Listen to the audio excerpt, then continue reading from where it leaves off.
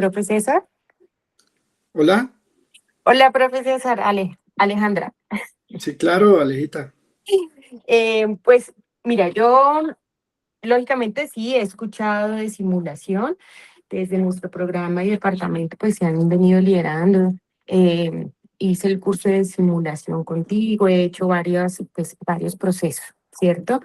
Pero todo se me ha quedado ahí, como en el tema conceptual, porque teniendo en cuenta la asignatura que yo oriento, pues es una asignatura y como no he estado como en el componente teórico y he estado solamente en el práctico, pues se me ha dificultado hacer como todos esos procesos de apropiación desde la docencia. Sin embargo, considero que la simulación clínica en este momento es una de las estrategias que más se habla a nivel no solamente nacional, sino también mundial, como un proceso educativo en donde permite tanto a los estudiantes como a los docentes poder acercarse a un contexto y de esa manera no solamente buscar el logro de competencias técnicas, sino también de las competencias no técnicas y cuando se llegan ya a contextos reales, pues garantizar una seguridad en la atención, ¿verdad? Y en todos los procedimientos que nosotros hacemos. Entonces, considero que es una de las estrategias pedagógicas que ahora están pues, a la vanguardia, que son muy estructuradas, que nos permiten abordar diferentes contenidos temáticos, no solamente los asistenciales, sino también pues administrativos, y eso favorece también los procesos de aprendizaje, no solamente de los estudiantes, sino también de nosotros como docentes, por los procesos de retroalimentación que se hacen, al final las reflexiones a las que se llegan, y hay cosas que, como lo decía hace un rato, dentro de las habilidades técnicas, pues es muy fácil uno encontrarlas cuando se siguen guías y protocolos, pero las habilidades no técnicas también nos permite a través de la simulación poderlas explorar. Entonces, me parece que es muy completa y pues, bueno, aquí también para aprender de los que más saben de este tema. Alejita, mil gracias por ese aporte. Resumes y sintetizas muchísimas cosas, especialmente los objetivos que tiene la simulación clínica. Es muy importante saber que es una herramienta que nos permite darle seguridad al paciente. Resalto eso que tú mencionaste. También nos permite entrenar a los estudiantes, nos permite darles confianza en contexto, cosa que de pronto cuando nosotros salimos a la clínica, al ruralito o al rural, realmente no tuvimos como ese puente que nos permitía llegar a esos escenarios con un nivel de confianza en habilidades, en comunicación, en, en desarrollo de técnicas que hoy en día con la simulación clínica y con este tipo de estrategias de aprendizaje, pues vamos a tener como llevar a nuestros estudiantes a esos objetivos a esos resultados de aprendizaje y a esas habilidades y a esas prácticas de manera más cómoda, confiable y segura, no solamente para los estudiantes, sino también para nuestros pacientes. No sé, alguien más que quiera hacer un aporte, por ahí veo a la profe Caterine Lucero Marín, que ella también... Hola Cecita, buenos días. Profe César, buenos días. Hola. Sí, ya como lo mencionó la profe Alejandra, pues nosotros en el programa creo que tenemos unos avances significativos, no pues hemos llegado como al ideal en lo que conocemos como simulación clínica, pero creería que el proceso de formación de los docentes ya tiene un avance importante. Hemos hecho algunos ejercicios de simulación, los aportes de la profe Carol con el laboratorio, pues han sido también muy importantes en el sentido de que pues ella ya tiene una formación también un poco más avanzada en el tema, entonces no solamente ha ido como orientando al programa de enfermería, sino también otros programas. Y ya pues este proceso avanza.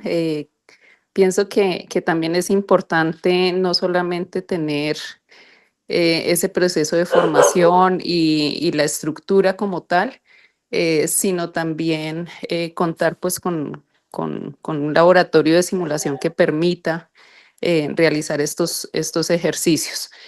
Y en cuanto a la estrategia como tal, pues es maravillosa porque pues ustedes han mencionado la parte de la seguridad del paciente, que es algo que creería que es uno de los cimientos de la simulación, pero también hemos evidenciado la seguridad que le da al estudiante, ¿no?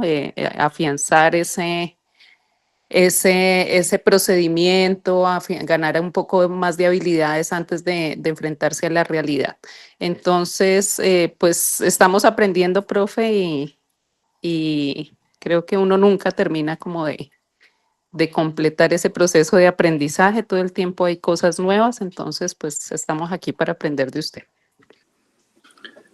Bueno, muchísimas gracias, Kate. Esto que dices también es muy importante resaltarlo, porque igual que los cursitos de sistemas o el cursito de inglés o el de Excel, el cursito o los conocimientos de simulación clínica, para todos los que somos docentes del área de la salud, pues no nos sobran, ¿no? Son importantísimos recabar en la información, en los conceptos y también en la práctica.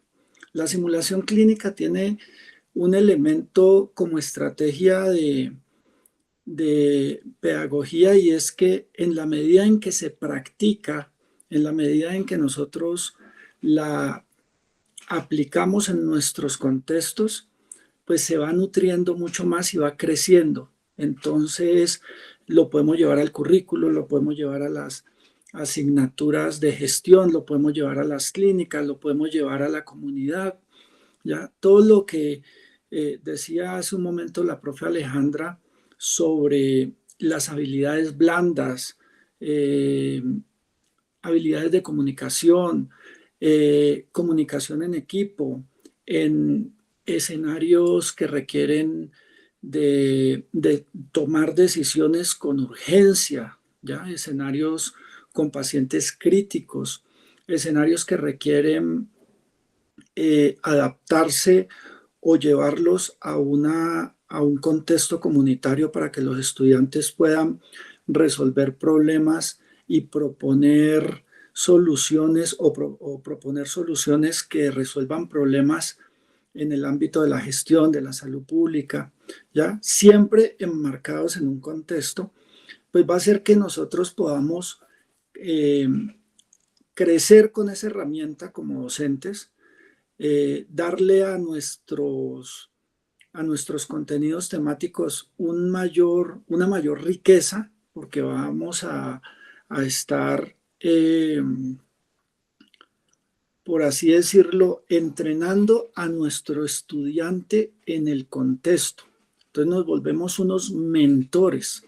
Pasamos de ser un instrumento que transfiere conceptos a convertirnos en mentores, hacer una mentoría, llevarlos a que en medio de una deliberación progresiva ellos puedan asumir sus responsabilidades a través de las habilidades que van ganando poco a poco, y que claro, lleguen a tener destrezas que les van a dar la confianza y, y el conocimiento específico para desenvolverse en cualquier área de trabajo. Entonces, voy a compartirles pantalla y vamos a ir viendo ya conceptos más.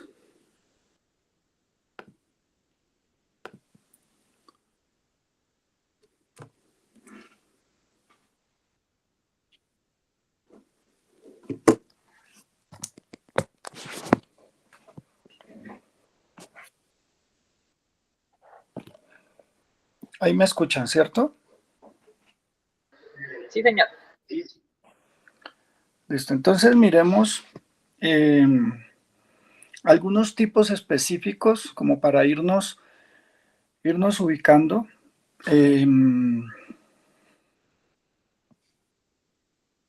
el contexto de la simulación clínica.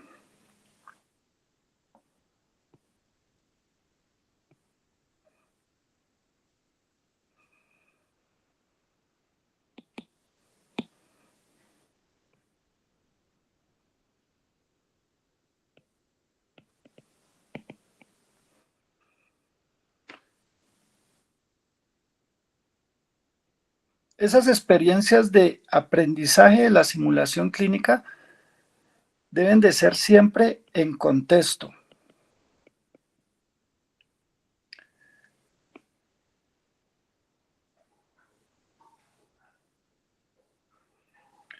Y en esta línea, pues vamos a tener varias modalidades de simulación clínica. Vamos a tener varios tipos o modalidades. Entonces, por ejemplo, vamos a utilizar maniquíes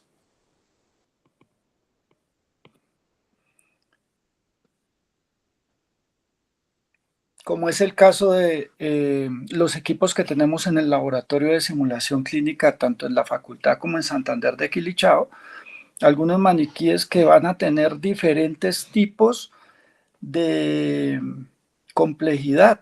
Entonces vamos a tener maniquíes que solamente nos van a servir para enseñar, por ejemplo, mecánica corporal, pero también vamos a tener maniquíes que nos van a servir, por ejemplo, para entrenar al estudiante en compresiones de RCP o maniquíes que tienen la habilidad de comunicarnos. Entonces, la persona encargada de modular el maniquí puede hablar a través de ese maniquí, puede el estudiante escuchar al maniquí como si fuese un paciente.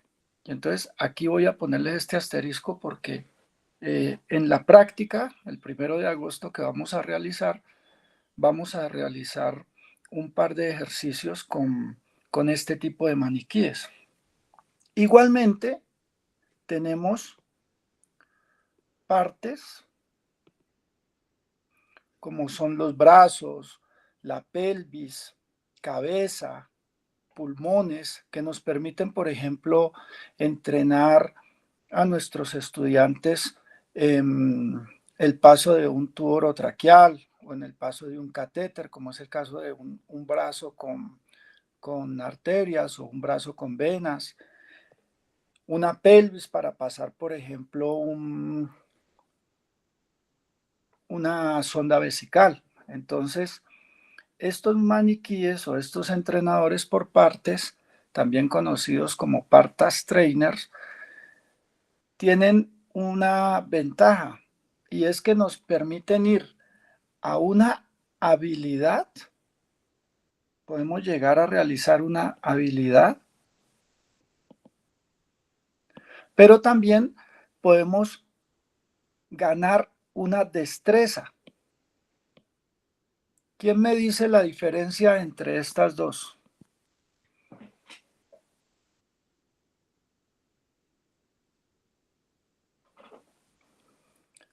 Fíjese ahora que estamos, por ejemplo, inmersos en el mundo del fútbol. Cuando ustedes veían, yo no sé si muchos de ustedes vieron jugar a Ronaldinho. Fíjense que él, un jugador brasileño que sobrepasaba este nivel de destreza. Hay muchos futbolistas que tienen la habilidad de hacer un gol, o hay muchos futbolistas que tienen la habilidad de dar pases muy certeros.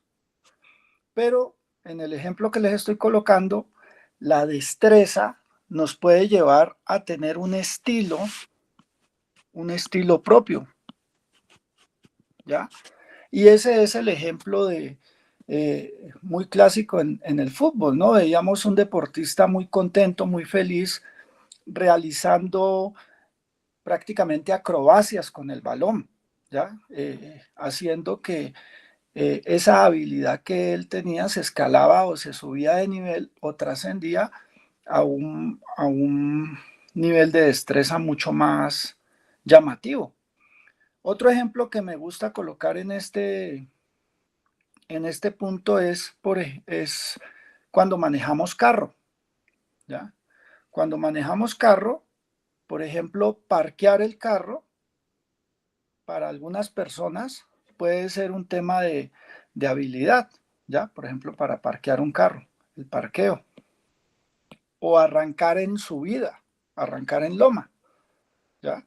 Entonces, ustedes ese tipo de prácticas lo ven como las personas que están aprendiendo a manejar carro, lo ven como un reto, ¿no? Parquear en reversa y que quede bien acomodado el carro en el parqueadero o arrancar en loma, ¿ya?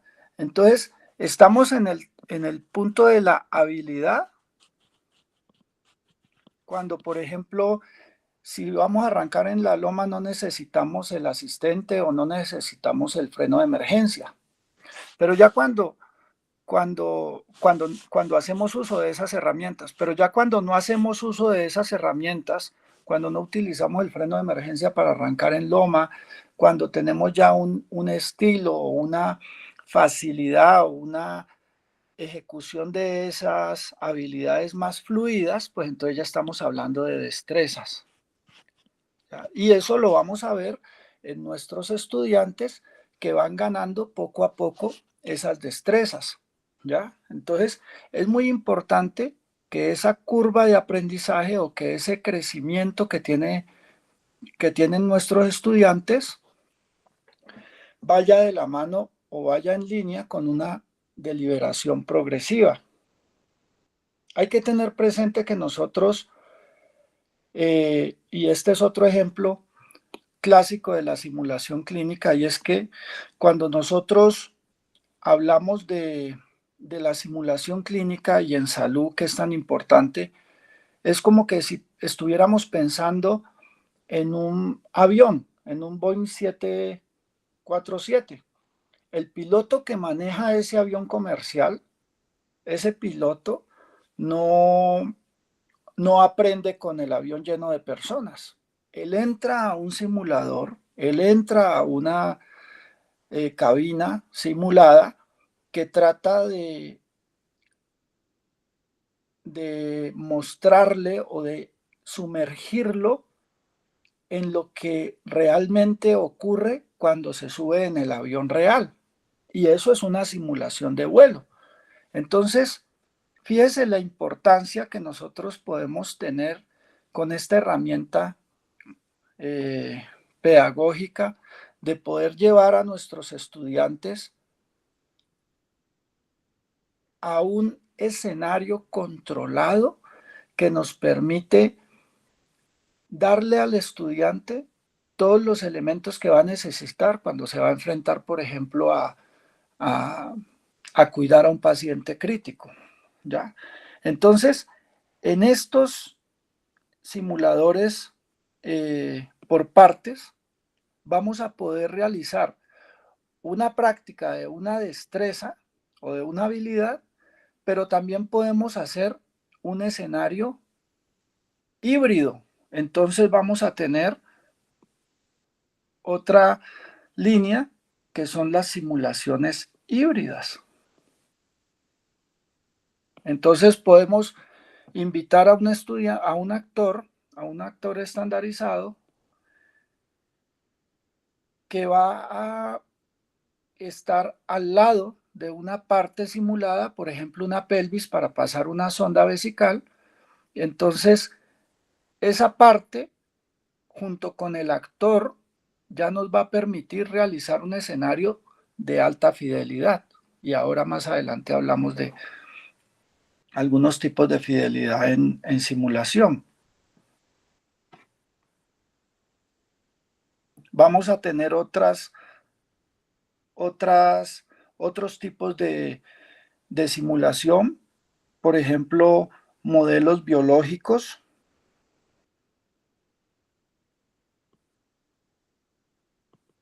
¿Quién me podría dar un ejemplo de estos modelos biológicos?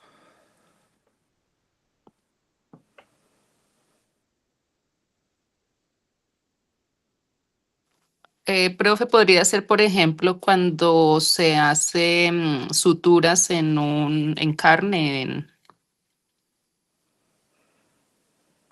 En un tocino, en tocino, ajá. sí, podría ser. O también podría ser lo que se hace en bioprospección o en investigación clínica, cuando nosotros utilizamos modelos murinos o modelos, un modelo murino, por ejemplo, es un ratoncito. Y en ese ratoncito, a ese ratoncito le podemos inocular células tumorales. Entonces, ese ratoncito es un modelo biológico de un tipo de cáncer. Y en ese ratoncito podemos evaluar o hacer un experimento clínico que nos permita, por ejemplo, evaluar una molécula que sea candidata a fármaco antitumoral o un cultivo de células. Aquí podríamos incluir, por ejemplo, los experimentos in vitro. Entonces tenemos células tumorales de mama o de cervix o de próstata, ¿ya? Y a esas células tumorales vamos a evaluar la efectividad de un compuesto, de una molécula o de una partícula. También estos modelos biológicos en la literatura podrían estar eh, o podrían ser, por ejemplo, los cerebros, masas encefálicas que aquí en la facultad nosotros recibimos de medicina legal y que nos permiten ilustrar partes anatómicas o biomodelos anatómicos, como es el caso de los cadáveres que tenemos en el anfiteatro. Entonces, un biomodelo de estos nos permitiría ganar habilidades quirúrgicas cuando se hace la disección, ¿ya? Podría dar un conocimiento o ilustrar las partes anatómicas a los estudiantes de pregrado, pero asimismo podría dar una habilidad o una destreza a los estudiantes de residencia que están practicando cirugía, entonces para que tengan una habilidad específica en la disección. ¿Claro hasta allí?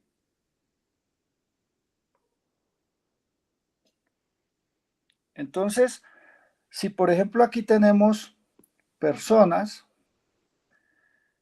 que vayan a participar en esa simulación, podemos tener personas simuladas o un paciente simulado, que podría ser un maniquí, o un paciente estandarizado,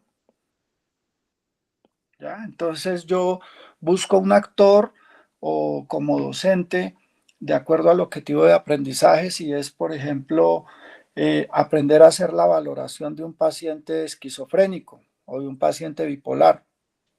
Entonces, este paciente estandarizado va a actuar con, con ese rol como paciente eh, esquizofrénico o una persona confederada,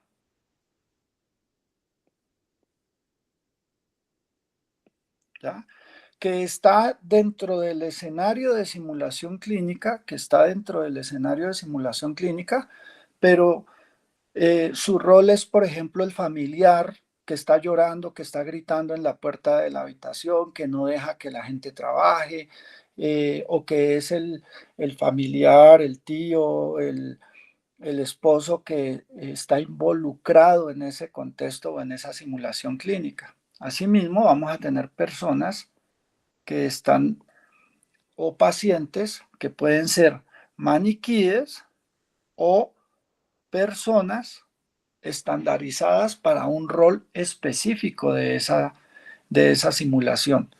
Entonces, Aquí a la esquina superior de la pizarra izquierda, pues van a ver diferentes tipos y modalidades de modelos que nos van a permitir trabajar en simulación clínica, ¿ya? De acuerdo a eso, pues también vamos a tener unos niveles de fidelidad. Entonces, vamos a tener unos niveles de fidelidad, por ejemplo, baja, una fidelidad media, una fidelidad alta, como es el ejemplo que les mostraba con las partes. Nosotros podemos tener un brazo de arteria, con arterias y venas, y vamos a entrenar la canalización de esas venas. Va a colocar un yelco, por ejemplo, o a colocar líquidos. Pero si cuando mi objetivo de aprendizaje para ese estudiante no está basado en la canalización de ese paciente, pero esa canalización es parte de la tarea que el estudiante debe de hacer, pero imagínese que el paciente es un indígena que no habla español. Entonces ya le estoy colocando un grado más de dificultad al estudiante y el objetivo quizás de ese escenario sea que el estudiante tenga una habilidad no verbal de comunicación para permitirse o para permitir colocar ese yelco en un paciente indígena que no entiende español, ¿ya? Vamos a tener un nivel de fidelidad in situ, es decir, que nosotros podemos llevar estos simuladores al hospital o a la clínica. Y en el entorno clínico, por ejemplo, en el servicio de ginecobstetricia, llevamos un maniquí de simulación ginecostétrico que nos permita simular un paciente con un código rojo. Y hacemos todo el proceso de atención de ese paciente para el código rojo dentro de la clínica, dentro del hospital. Y claro, es una simulación bastante avanzada que nos va a permitir poner varios puntos en prueba o nos va a permitir estandarizar algunos puntos de calidad en esa unidad, ¿no? Porque allí van a entrar a participar desde los camilleros, los mensajeros, hasta los cirujanos. Entonces, en este tipo de simulación in situ, vamos a tener un nivel bastante alto que nos va a permitir evaluar diferentes aspectos institucionales y metodológicos y además de eso, el talento humano. En cuanto a tipos de simuladores, pues ya más o menos les he hablado de esto. Vamos a tener diferentes tipos de simuladores.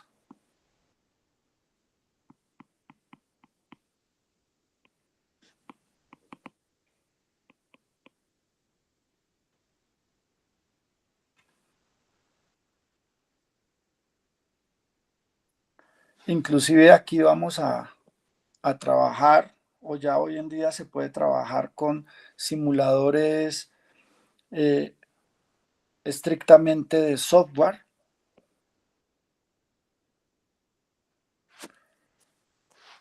De cuerpo completo, por partes, equipos específicos de cirugía, de laparoscopia, en donde lo que están haciendo es, por ejemplo, coser un banano, coser una naranja, coser un tocino, coser, ¿ya? O realizar una actividad que permita ganar una habilidad manual, ¿ya? Entonces vamos a tener también mesas, ¿ya? O tabletas, mesas de disección. En la facultad tenemos una que se llama el Anatomage. Santander de Quilichao también hay una mesa que se llama la mesa Sectra. Ahí también tenemos cómo simular, por ejemplo, un proceso de disección y conocer cada una de las partes anatómicas que tenemos allí, ¿ya? Y obviamente de aquí pues vamos a tener varias funciones, ¿no? Esas funciones docentes, de investigación,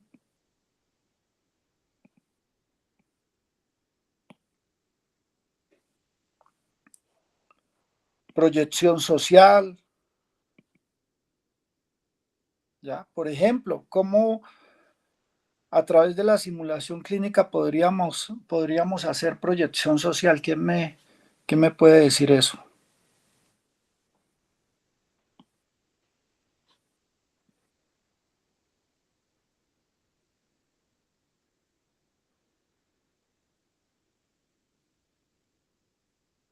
Por ejemplo, los trabajos que se hacen con partería, entrenamiento de prácticas o estandarización de algunas prácticas tradicionales, llevarlas a estas personas para a que tengan, a través de la simulación clínica, que tengan un mejor uso, una mejor práctica de sus ejercicios tradicionales, ¿ya? Para perfeccionamiento o también para certificación. Entonces, a grosso modo, miren todo lo que nos puede, como en contexto, dar la simulación clínica. ¿Vamos hasta allí? ¿Se fueron? ¿Se durmieron? ¿Cómo así? Sí, profe. Listo. Entonces, como estrategia o como herramienta, va a tener todas esas aristas que vimos allí. Entonces, a partir de ahora vamos a ver ya unos conceptos específicos y vamos a hablar de esos conceptos específicos, ¿ya?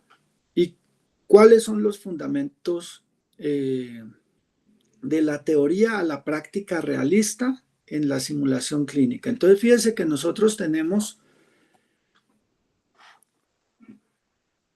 un punto en donde la simulación clínica confluye para todos esos elementos que estábamos hablando, confluye con la práctica clínica o con la realidad, con el entorno seguro de aprendizaje, en donde nosotros tenemos que subrayar ahí el punto error permitido, y la seguridad del paciente, en donde tengamos cero error, cero sesgo y poder evitar iatrogenias, poder evitar o poder optimizar la seguridad del paciente. Entonces, ojo que la simulación clínica es el puente esencial entre la academia y el hospital. Es la vía que nos permite llevar de forma segura a nuestro estudiante para que tenga prácticas seguras en la clínica. Entonces, fíjese que antes, o hay registros desde el siglo XVIII con Madame Queudray, que hablan que hizo el primer simulador de parto en tela para instruir a las parteras rurales en Francia. Ya después de allí, en los años 60, aparecen los Partas Trainers. Los Partas Trainers son, por ejemplo, el dorso que utilizamos o el Resusci-Q que utilizamos para ejercer compresiones torácicas en la RCP, o por ejemplo la cabeza neonatal o la cabeza de adulto que utilizamos para ganar la habilidad de intubación. Asimismo está, por ejemplo, la pelvis, el brazo de arterias, el brazo de venas, ¿ya? O el torso que nos permite escuchar ruidos cardíacos o ruidos pulmonares. Entonces, los Partas Trainers se hicieron o se metieron en el mercado a partir de los años 90. Del 2000 en adelante ya se implementan maniquíes un poco más tecnológicos o cargados de más tecnología que permiten monitorizar, que permiten realizar actividades de cuidado intensivo, que permiten realizar o simular situaciones de salud críticas en donde los estudiantes o en donde los profesores pueden sumergir a los estudiantes en una realidad o en un caso integrativo, en donde tiene que participar el enfermero, el fisioterapeuta, el intensivista. Entonces, a partir del 2003 ya se empiezan a implementar maniquíes robotizados de cuerpo completo y simuladores de alta fidelidad. Hoy en día ya se cuenta con unidades específicas como hospitales simulados, ya, que tienen la posibilidad de integrar absolutamente todo, impresiones en 3D, anatomía, software, inteligencia artificial, y hay otra que virtual, realidad virtual, que también permite sumergir de cierta manera a los estudiantes o a los docentes en un escenario más real.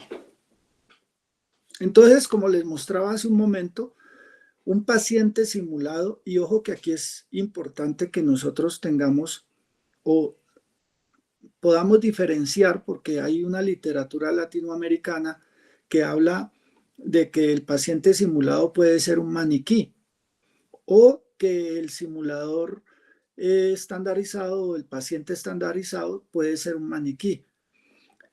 Se conoce como, a nivel de literatura americana, que el paciente simulado o el paciente estandarizado es una persona, un actor que está entrenado para estandarizar respuestas emocionales y de anamnesis o historia clínica.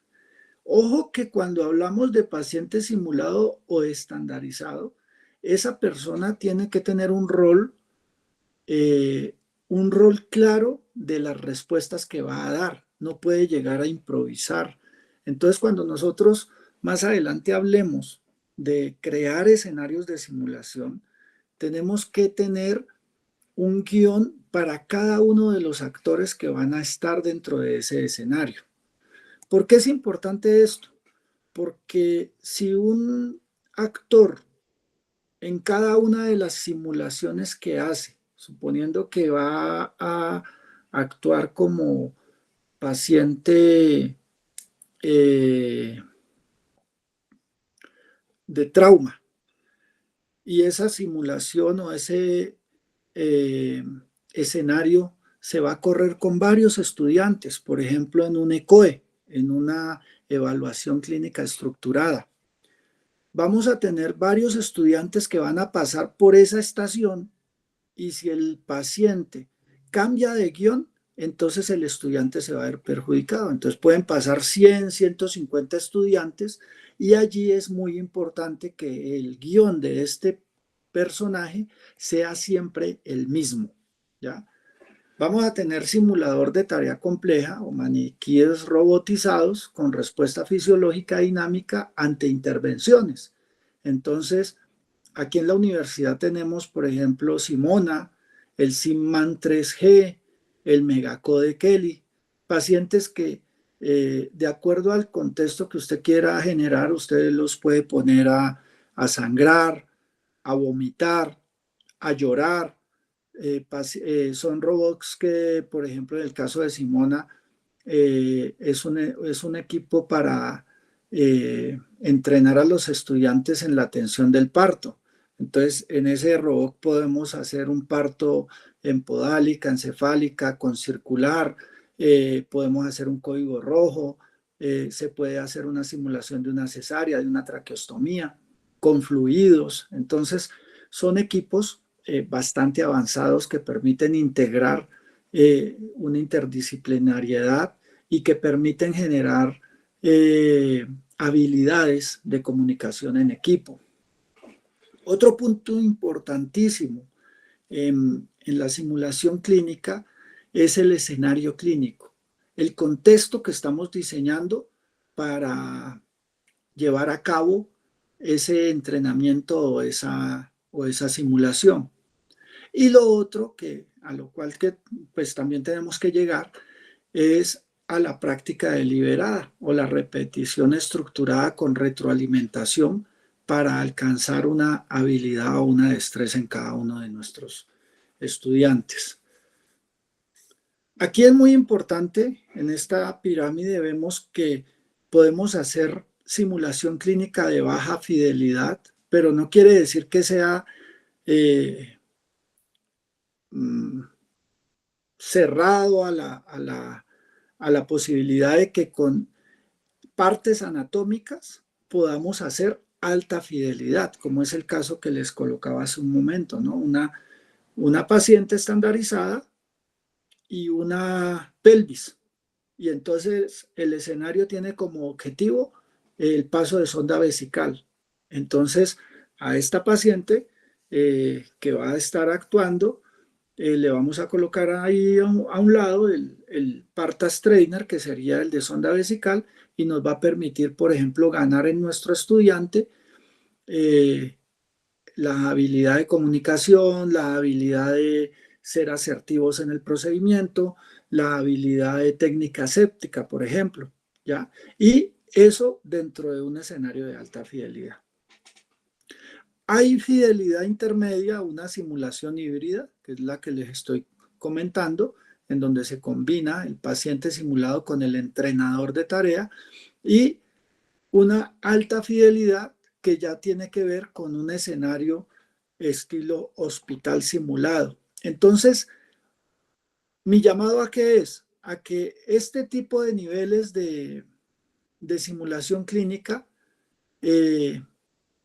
varían de acuerdo al objetivo de aprendizaje que ustedes tengan. Entonces, usted va al hospital simulado o al centro de simulación y usted puede pedir un equipo de muy alta fidelidad, por ejemplo, el SIMMAN 3G, pero usted pide ese equipo y el objetivo que usted va a dar o el objetivo de aprendizaje es, por ejemplo, canalizar una vena. Entonces está utilizando un equipo de muy alta fidelidad con un procedimiento de habilidad de destreza que no requiere tanta tecnología para eso.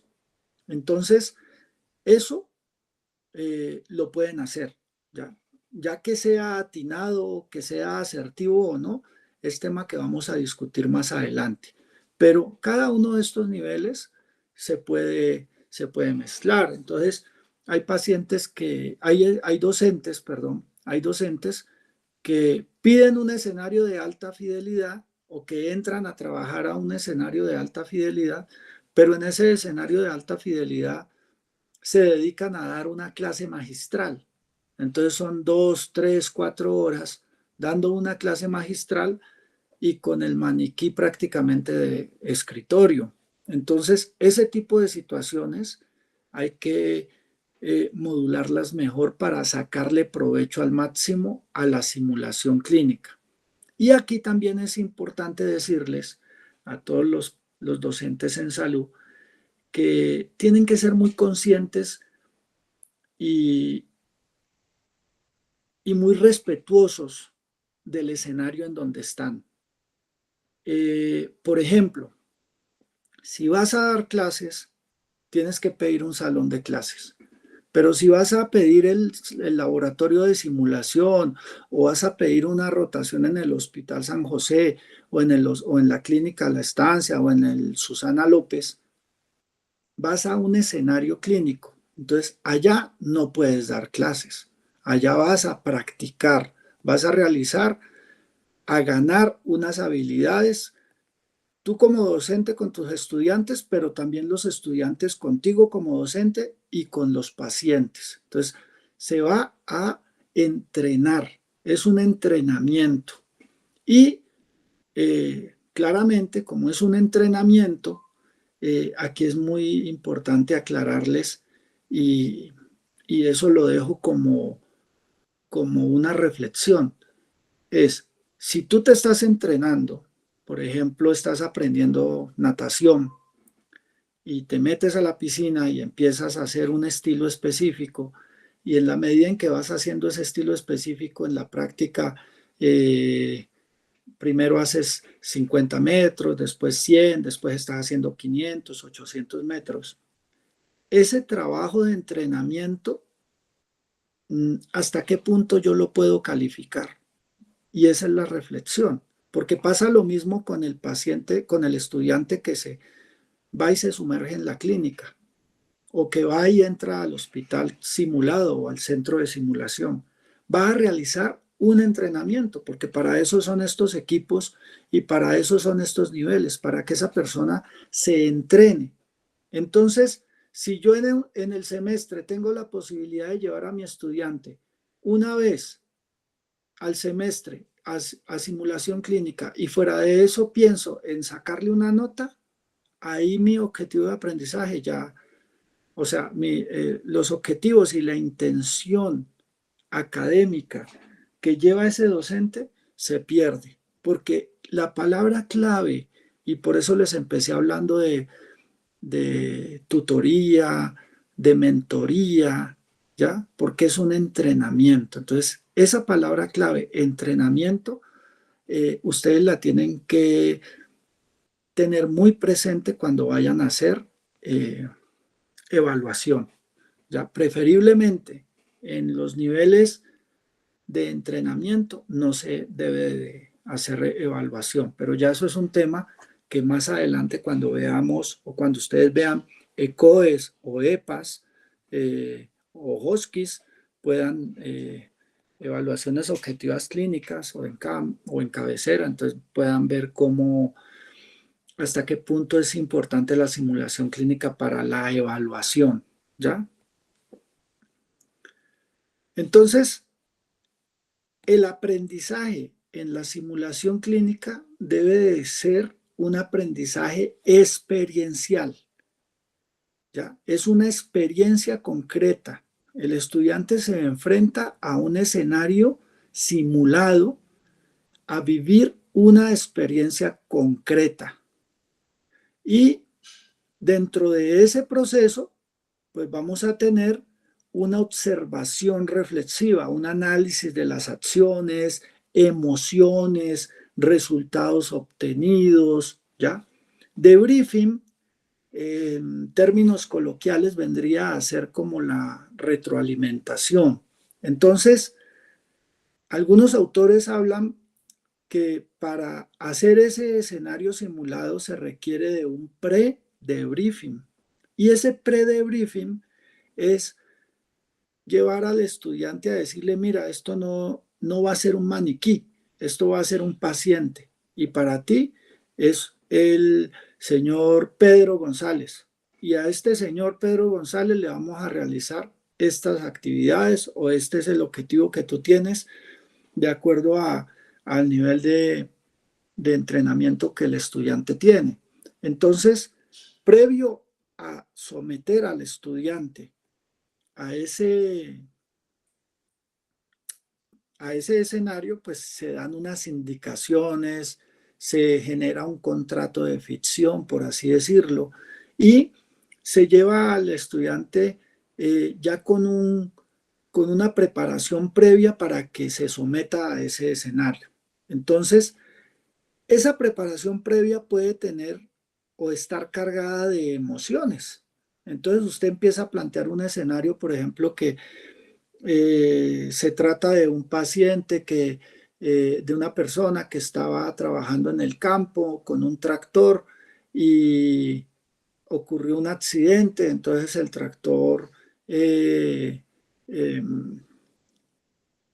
lesionó a esa persona, tal. Entonces, claro, nosotros vamos dando una historia, contextualizando esa historia de ese escenario, de ese paciente, y el estudiante puede empezar a tener unas emociones, ¿no? Entonces, tuvimos un caso un día de un estudiante que el papá había fallecido en un accidente de tránsito. Entonces, cuando se empezó a contextualizar el escenario, porque nosotros tenemos que tratar de sumergir en lo más hacer escenarios muy realistas para que el estudiante entre y se sumerge en esa realidad.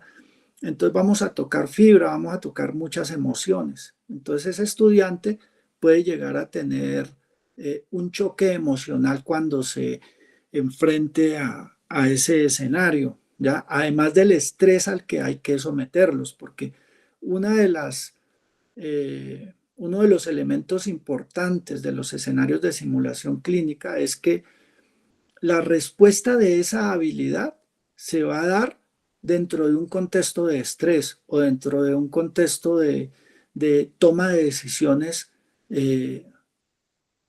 con poco tiempo. O sea, tomar decisiones en un rango de tiempo muy pequeño. Luego vamos a un siguiente paso que es la conceptualización, en donde hay la conexión de la experiencia con la teoría médica, y allí es importantísimo el esquema mental de nuestros estudiantes y también de nuestros docentes. Entonces nosotros no podemos llevar a un hospital simulado o a una clínica o a una unidad específica de pacientes a una persona que no tiene el conocimiento de la teoría, que no tiene los conceptos claros, que no ha ganado los parciales, que no ha tenido, que no ha demostrado en su historial académico de semestre o de asignatura el conocimiento para ir a desarrollar esas prácticas. Tengan en cuenta que los escenarios de simulación clínica no son salones de clase. Usted allá no va a ir a hacer exámenes. Ay, profe, es que présteme también, aparte del escenario clínico, también présteme un salón para hacerles un examen. No, nada. Allá no se van a hacer exámenes. Tiene que ir a entrenar, ir a practicar. Bajo ese criterio, pues es importantísimo que sus estudiantes ya hayan sido evaluados, usted ya tenga certeza de que el estudiante que va a ir a la simulación clínica es un estudiante que ya tiene los conceptos, no que va a aprender conceptos allá.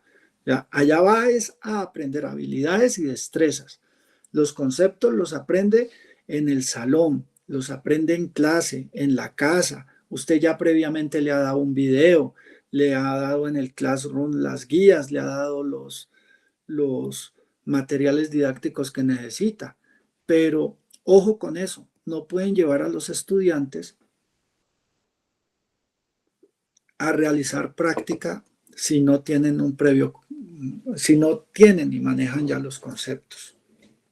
Y ya el siguiente nivel es la experimentación activa, en donde ya empiezan a aplicar lo que han aprendido y ganan una práctica dentro de un entorno que puede ser real. ¿Me siguen hasta ahí todos? Sí, señor. ¿Hay alguna duda, algún comentario? No sé si voy bien de velocidad, si me escuchan bien.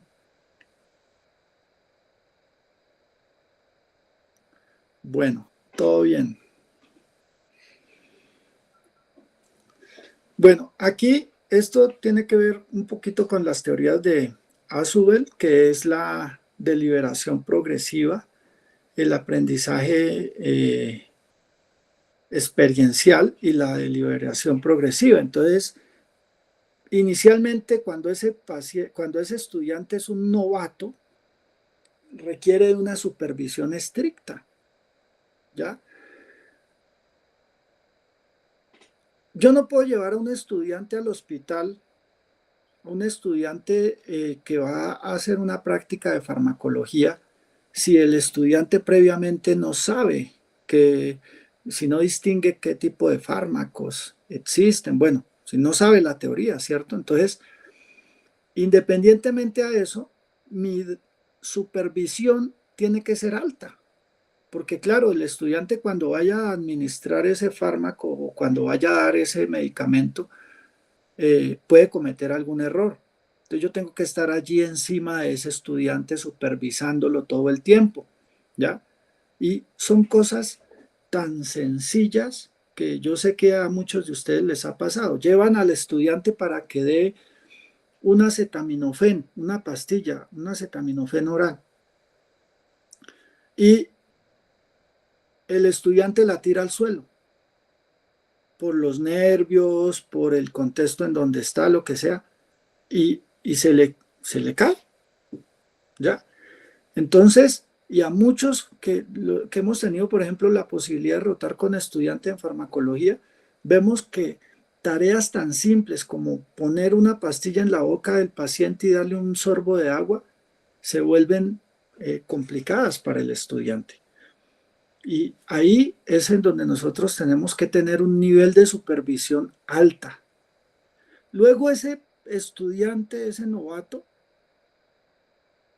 pasa a ser principiante y ahí ya nosotros empezamos a ver que si tiene buenas competencias, si él tiene las habilidades, tiene las destrezas, pues ya es una persona que se va volviendo proficiente. Entonces ya tiene la integración de habilidades y destrezas clínicas con la teoría y con la comunicación con otras disciplinas. Ya tiene como cierta interdisciplinariedad.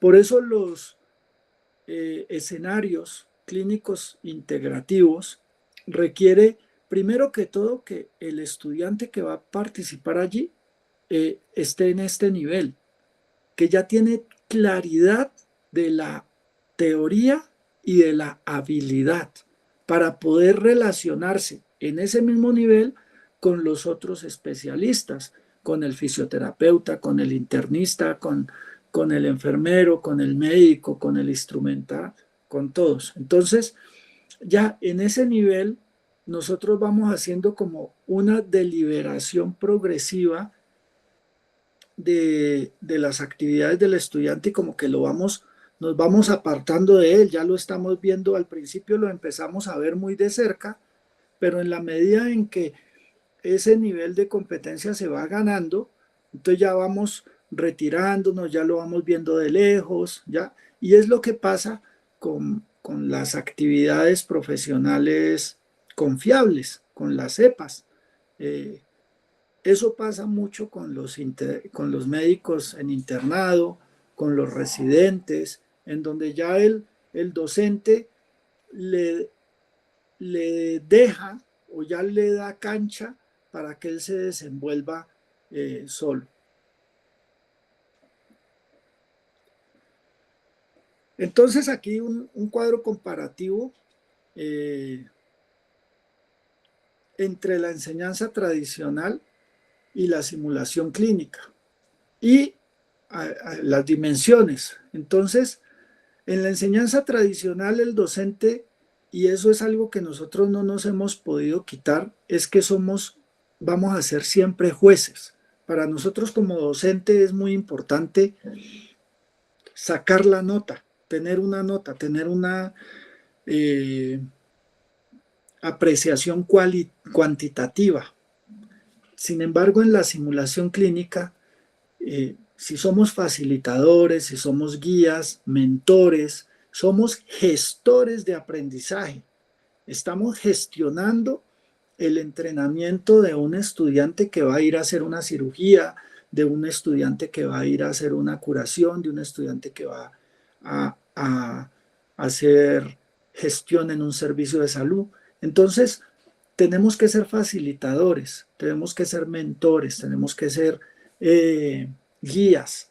Y ganar eso es difícil, porque siempre vamos a estar influenciados porque a final de semestre tenemos que tener el 70%, porque tenemos que tener esto. Entonces, eso es un tema también de currículo. ¿Cuánto le estamos dando a esa capacidad de entrenamiento del estudiante? Pero un entrenamiento que ojalá sea deliberado, ¿ya? Que los estudiantes puedan ir a hacer turnos al hospital de simulación clínica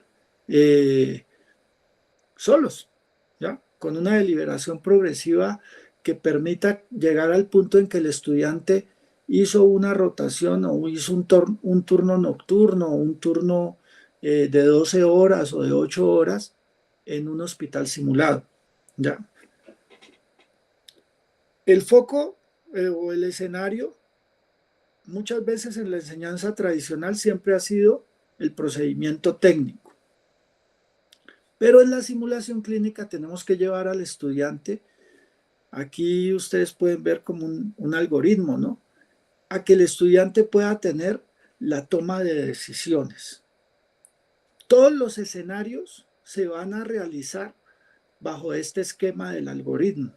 Es más, la programación de los robots, de los maniquíes, son algoritmos o se programan en este tipo de algoritmos. Entonces, si usted está programando un escenario y el tema es, por ejemplo, presión arterial, ya, si la presión arterial está por encima de tal o por debajo de tal, ahí ya tienes que tomar una decisión.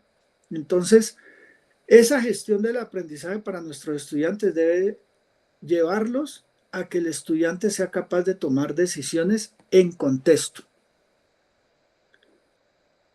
Acá en la enseñanza tradicional, el tema del error, pues siempre lleva a un riesgo real o a un castigo, al escarnio público, por así decirlo, entre comillas. Pero en simulación clínica, cada error, cada punto es un punto de reflexión. Entonces eso se vuelve un error se vuelve un punto de aprendizaje. Y es muy importante aquí, les resalto que cuando el estudiante es consciente y reflexiona sobre su error, ese estudiante no vuelve a cometer ese error. Pero si yo lo castigo al estudiante y le digo que ese error y lo llevo al escarnio público, pues ese estudiante puede incurrir en ese mismo proceso de forma repetitiva. Pero cuando yo le doy al estudiante la posibilidad de que él mismo vea, que él mismo sea consciente y diga, pues pucha, cuando yo entré al escenario olvidé colocarme los guantes. O cuando me estaba colocando los medios de protección, fallé en el orden. Entonces ya el estudiante es consciente y materializa esa oportunidad de aprendizaje. Entonces, ese punto de aprendizaje es el punto al que nosotros debemos llevar a la reflexión al estudiante para que él mismo, dentro de ese entrenamiento, tenga la capacidad de perfeccionarse. Acá la evaluación pues es subjetiva y basada en la memoria o en la habilidad. Y en la simulación clínica la evaluación debe ser objetiva, basada en resultados de aprendizaje, en rúbricas. Ya eso depende si se está haciendo una evaluación clínica objetiva, una EPA, si se está haciendo una evaluación clínica, ya que es lo que hacen, creo que son los estudiantes de medicina de Ascofame para elegir el mejor interno del país. No sé si es así, pero creo que lo hacen con ICOES. Entonces, ya ese tipo de evaluación es una evaluación estructurada y con un foco específico. A diferencia de la simulación clínica diaria, que en teoría debería de ser diaria en la práctica o cotidiana en la práctica de la docencia clínica, para que el estudiante pueda llegar a tener ese entrenamiento. Entonces, como facilitadores clínicos, tenemos que tener en un contexto pues las teorías de educación. Cuando hablamos de la simulación clínica y el aprendizaje experiencial y la deliberación progresiva, y con estudiantes o con clínicos que necesitan reentrenarse, como es el caso de las guías de la AJA, que cada año nosotros nos estamos entrenando en esas guías, pues se habla de andragogía, que es la capacidad de ilustrar y de entrenar personas que ya tienen unos conocimientos previos, que ya tienen una experiencia previa y que ya son adultos, ¿no? Entonces, Un escenario clínico usted lo puede desarrollar con personas, usted puede plantear un escenario clínico de RSP y ese escenario clínico, el día que hagamos la práctica, ustedes se van a dar cuenta, ustedes lo pueden, ese mismo escenario, aplicar con estudiantes de pregrado o con estudiantes de posgrado. Y los resultados pues son maravillosos porque créanme que muchas veces se cometen más errores y se encuentran más errores en los estudiantes de posgrado o en los adultos que ya son profesionales y que están trabajando en las clínicas o que son docentes, como es el caso de los ejercicios que hemos tenido la oportunidad de hacer. Entonces, todos estos escenarios se desarrollan en las teorías de Kolb, del aprendizaje experiencial, en las teorías de Azubel, del curvas de aprendizaje, ¿ya? Entonces, eso debe integrarse con un desarrollo curricular. Entonces, una de las falencias que nosotros vemos en nuestro contexto es que integrar la simulación clínica al currículo, pues ha sido un reto y es un reto para todos los programas de la facultad, porque requiere tiempo, porque requiere hora labor, porque requiere pasión, porque requiere que el docente se entregue como a cacharrear con eso, por así decirlo, y poder llevar eso al currículo, ¿ya? Pero es un proceso que va desde lo administrativo, desde las cabezas que nos dirigen hasta los docentes, pues que tengamos la capacidad y la pasión de, o tengamos la oportunidad de apasionarnos con estas estrategias para ponerlas en marcha. Otra situación importante en ese campo clínico es que esa facilitación tiene que ser mediada a través de un coaching, por así decirlo, que permita mediar las emociones, las habilidades y las actitudes y las percepciones que tienen nuestros estudiantes cuando se someten a un escenario clínico. Y lo otro es la operación básica ya de los equipos, el manejo de la tecnología que tenemos, ya sean simuladores, visual, software, etcétera.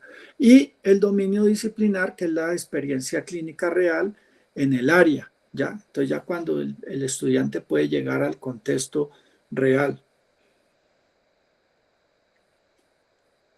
Entonces, vamos, desde el taller de habilidades, una práctica de habilidades, pasando por las rotaciones clínicas simuladas, ¿ya? En donde usted puede estar, el estudiante puede estar entrenándose en pacientes bebés, materno-infantil, adulto, etcétera, para lograr el aseguramiento del aprendizaje institucional. Y en últimas, pues llegar a lo que manifestaba Alejandra al principio de la clase, ¿no? La seguridad del paciente, garantía de las competencias para estos estudiantes o para estos profesionales que se van a traducir en la seguridad del paciente. Y tener en cuenta que la simulación clínica es un ecosistema integrado que estandariza todas las competencias clínicas sin importar las variaciones del hospital real. Es decir, que vamos a hacer en simulación clínica, tenemos que replicar la realidad que se ve en el hospital. El lavamanos, el asiento, la cama, el pasamanos, el monitor, la bomba de infusión, todo el escenario tiene que ser inmersivo. Esto es parte de lo que les estaba diciendo ahora de las actividades profesionales confiables, en donde se va desde un nivel que el estudiante empieza observando. Este nivel se lo podemos administrar al estudiante a través de videos, a través de demostraciones clínicas, ¿ya? Después pasamos a un segundo nivel, que es en donde el estudiante ejecuta la tarea bajo la supervisión directa y proactiva, en donde recibe retroalimentación, y después nos vamos alejando del estudiante, ya él ejecuta bajo la supervisión reactiva, y posteriormente llegamos a un nivel en donde se ejecuta a la supervisión a distancia, ¿ya? Entonces esa es una EPA alcanzada, en donde el estudiante ya tiene una actividad profesional confiable, en donde no necesita que nadie lo esté observando para que esa actividad se desarrolle bajo los parámetros del protocolo y con la ética que corresponde para cada una de sus actividades.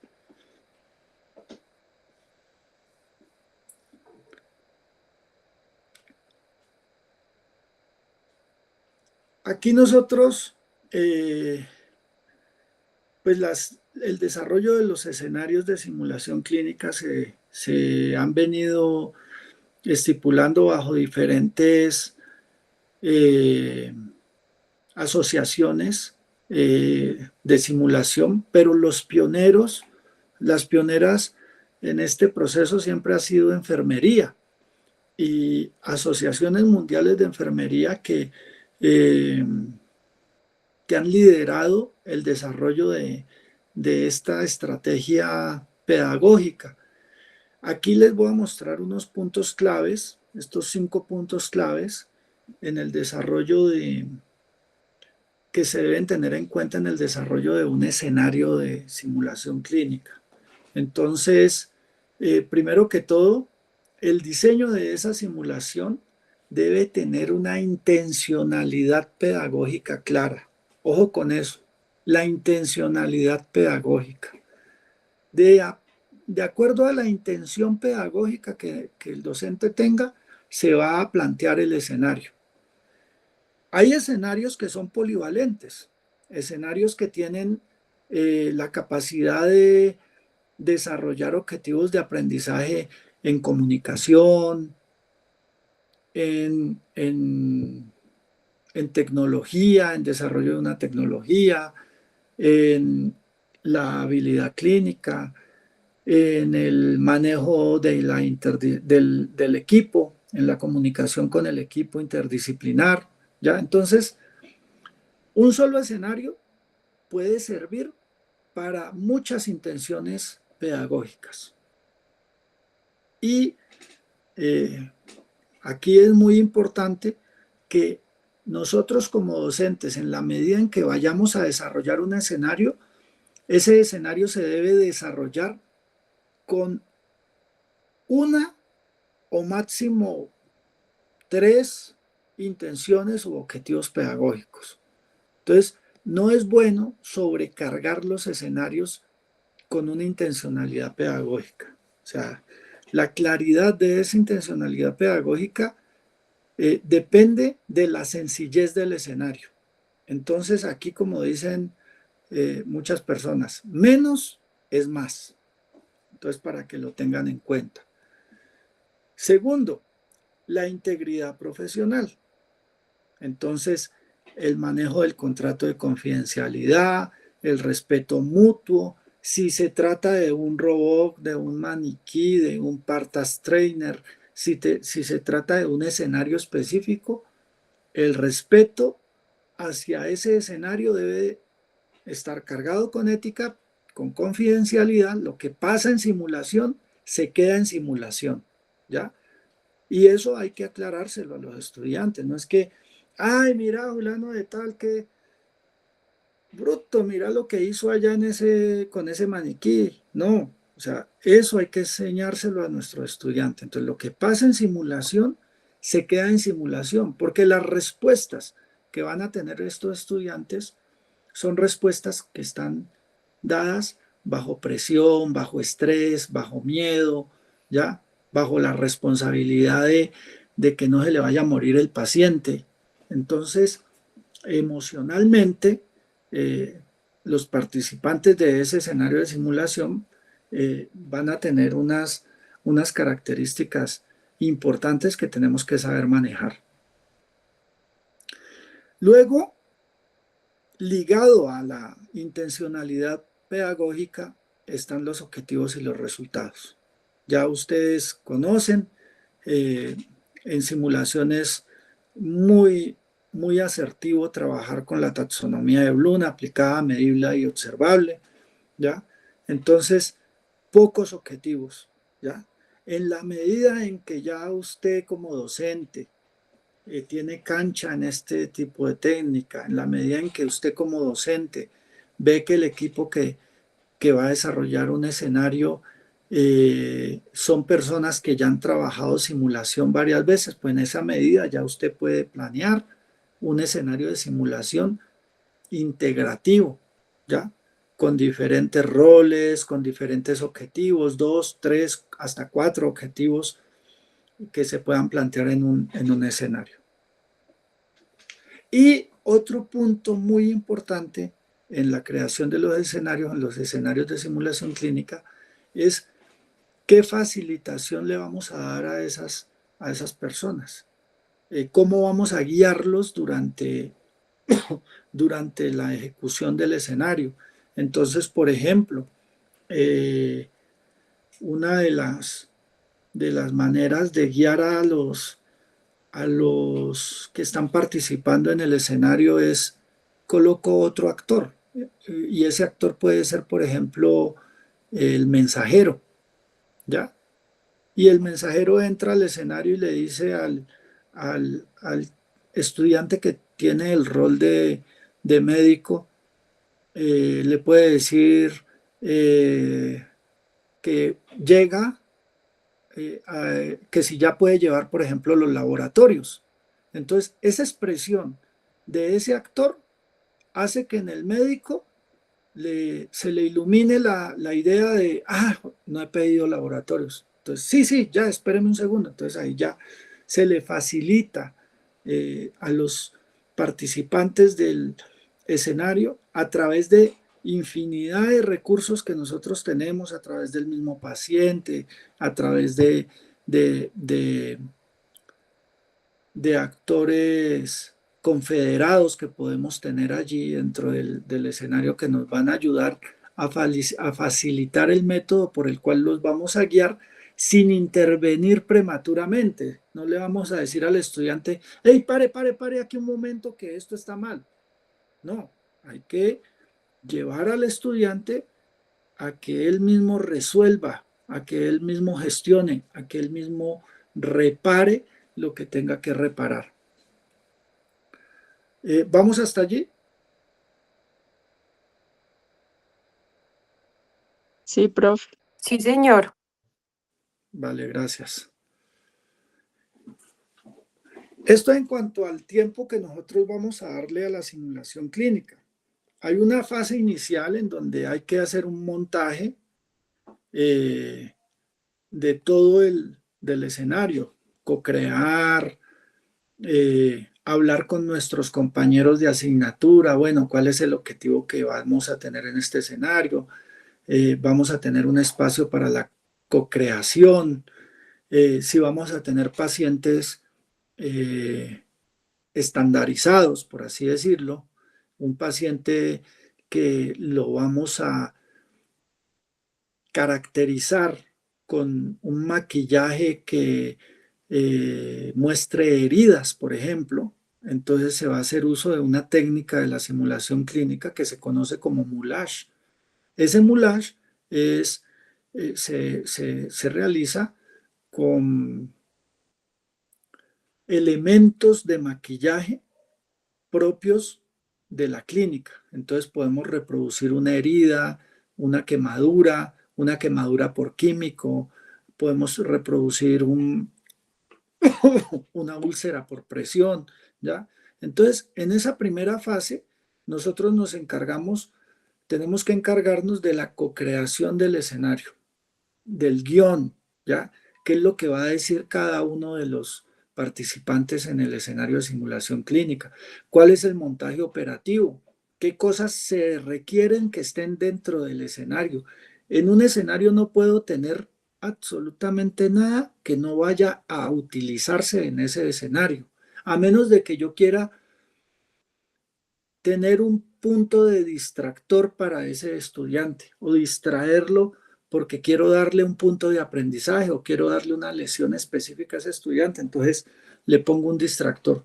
Pero no podemos entrar a un escenario de simulación clínica con una cantidad de cosas que no hacen parte de ese objetivo de aprendizaje. Entonces, todo lo que va a haber encima de la mesa, en la cama, en el inmobiliario, en el maquillaje, en el moulage, todo eso debe planearse. Aquí en esta fase inicial, la recomendación para los guiones, para el objetivo de aprendizaje, para el pre-debriefing es, o para llegar hasta el pre-debriefing es, hoy en día podemos valernos de la inteligencia artificial, ¿ya? Entonces, la ventaja de la inteligencia artificial, herramientas como esta que estoy utilizándoles aquí de Notebook, la ventaja de Gemini o la ventaja de Claude, es que nos va a permitir en esta fase sincronizar muy bien el guión con los tiempos, porque un escenario de simulación requiere de unos tiempos muy específicos. La simulación clínica se mide en minutos, no en horas. Es más, algunas veces se mide en segundos. Entonces, una simulación clínica en la fase de ejecución, como pueden observar ustedes aquí, solamente puede durar 15 o 20 minutos. Y eso que esto ya es demasiado. Una simulación clínica bien hecha debe durar aproximadamente 10 minutos.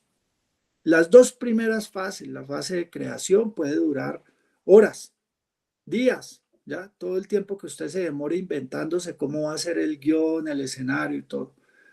Ya cuando entramos a la fase de pre-debriefing, es el 10% de toda esa simulación. Entonces, si tú tienes una hora para realizar la simulación clínica, pues vas a tener en esta primera fase el tiempo que te va a dar para orientar a tus estudiantes, para generar un contrato de ficción en donde los estudiantes traten al maniquí como a un paciente, en donde los estudiantes conozcan cuál va a ser el objetivo, conozcan cuánto tiempo van a tener para desarrollar el objetivo, conozcan cuáles son los insumos, los equipos y los elementos importantes para poder desarrollar ese objetivo. Y ya posteriormente, con cronómetro en mano, se pasa a la fase de ejecución. Aquí en la fase de ejecución, el escenario clínico va a durar aproximadamente 10 minutos, 10, 15 minutos máximo.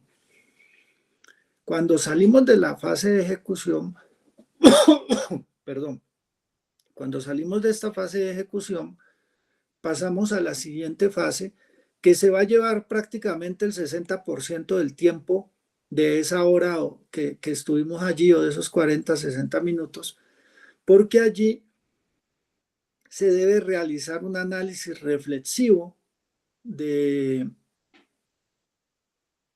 todo lo que pasó durante la ejecución. Y ese análisis reflexivo en lo posible se debe realizar o se debe guiar con los insumos que los estudiantes van dando. En simulación clínica, ¿por qué les digo esto? Que se debe dar con los insumos que los estudiantes van dando. Hasta esta fase 1, el resonar de la voz del docente es bien importante. De aquí para allá, el docente, ojalá que ni se escuche, porque el protagonismo lo deben de tener los estudiantes a partir de la fase de ejecución. Los estudiantes son quienes deben dar el protagonismo. Si yo necesito facilitar algo en el escenario, si yo necesito, pues pongo un actor confederado que me colabore manifestando algo a los protagonistas de ese escenario. Pero hasta acá, la voz que debe resonar todo el tiempo es la de los estudiantes. Cuando nosotros vamos a un escenario de simulación clínica y nosotros escuchamos que el profesor habla mucho, ahí ya se pierde la simulación clínica.